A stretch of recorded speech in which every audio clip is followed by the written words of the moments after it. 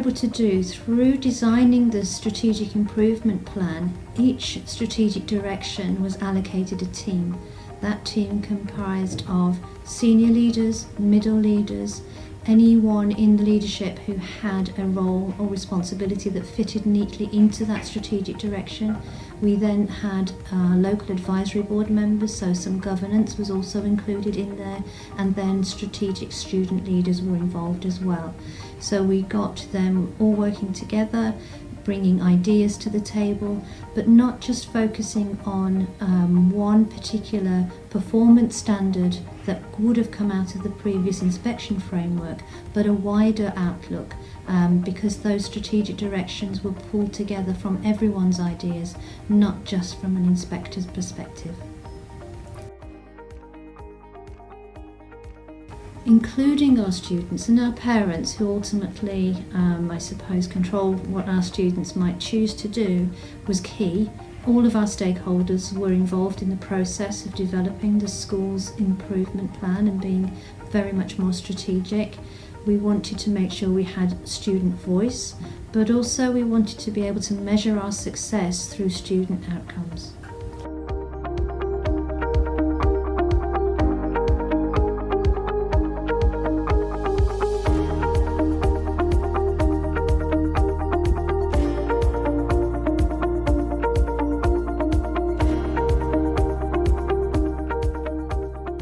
Over the last 2 years, but certainly this last academic year, we've worked towards a more strategic approach with our school improvement planning.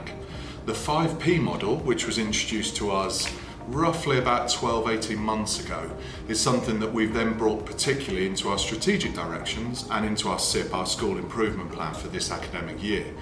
We've used it at SLT level, but what we've also done, and what we've found very powerful about using the model, is that we've also then brought that down to our extended and middle leaders.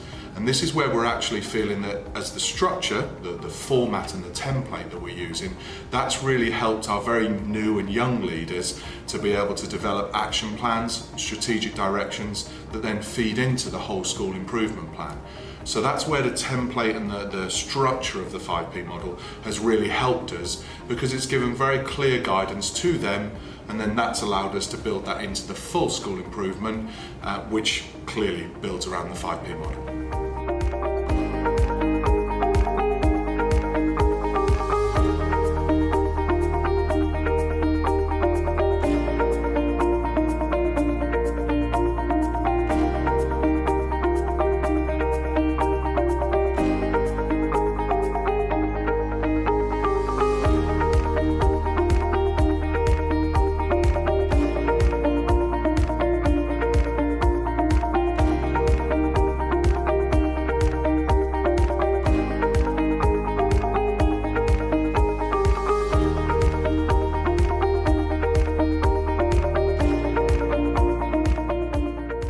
I think when you reflect over the last 3 years of our school improvement journey, historically over the past 2 years, it has been a little bit disjointed, the way in which our improvement journey has progressed. And I say that because action plans were very compartmentalised within departments, and it didn't all link into one common vision. And I think the 5Ps now aligns all of that, not just through the words and the 5Ps, but through the colours, through clarity. And our middle leadership team and senior leadership team and executive leadership team, through the use of Microsoft Teams, are now able to monitor and track and challenge one another on a day-to-day basis to ensure that the impact that we want from this is measurable on a day-to-day basis.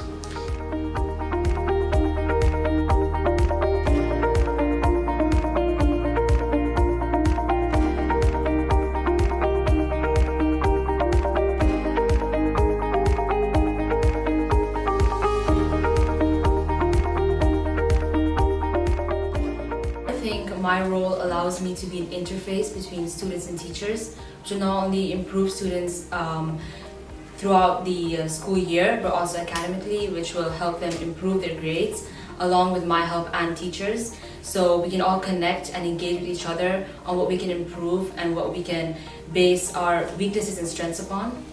I think us as a strategic leaders group will be the connection between students and teachers, as Arish said, and will be able to be the link to the communication that, in my opinion, is missing right now.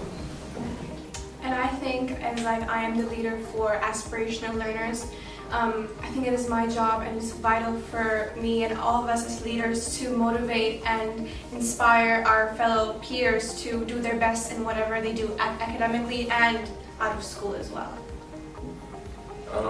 Being responsible for creating a dynamic curriculum in the school, I believe there are many different ways that students can learn, whether it's outside the classroom or inside.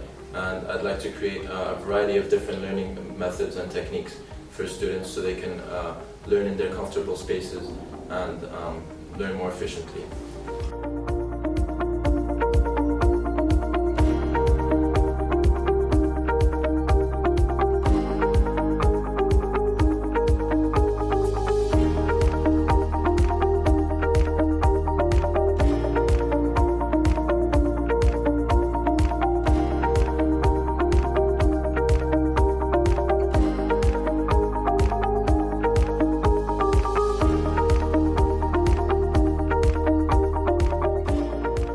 I think it was key that we had that accountability built into the system, and the accountability actually came to that hard line of student outcomes.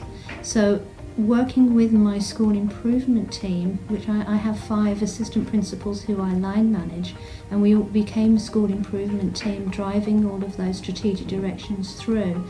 But again, it was difficult in the beginning because they had developed their own roles and created their own roles and responsibilities, but we then had to keep reminding them how was their role as a school improvement officer helping our students to have better outcomes, whatever that might be. It could have been an academic outcome, it could have been a personal outcome, a talent or a skill that they were developing outside of school. But how could they link their work to the success of our students?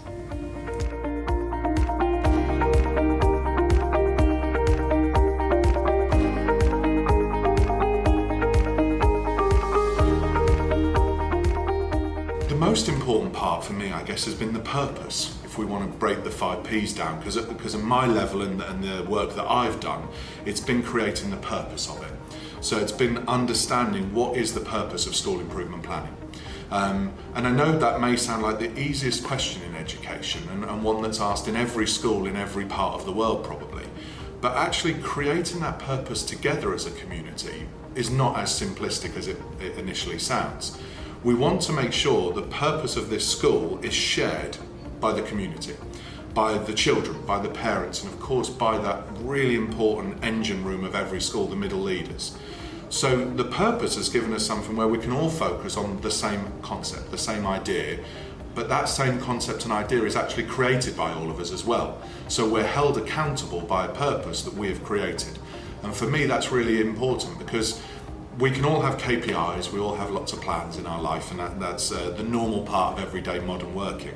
But actually, if the thing that holds us most accountable is the thing that we've been part of creating, actually I think that's where you get real gains and real school improvement. And it's critical for us that the 5P model is introduced at this stage because our next 3-year journey is from good to outstanding. And we feel that, and this is a phrase that I've heard many times in my career, is that to be good, you have to tighten up. And so to get good, we really had to tighten everything. We had to make sure all systems and processes, everything was in place. To be outstanding, you actually need to loosen up. You need to do the opposite.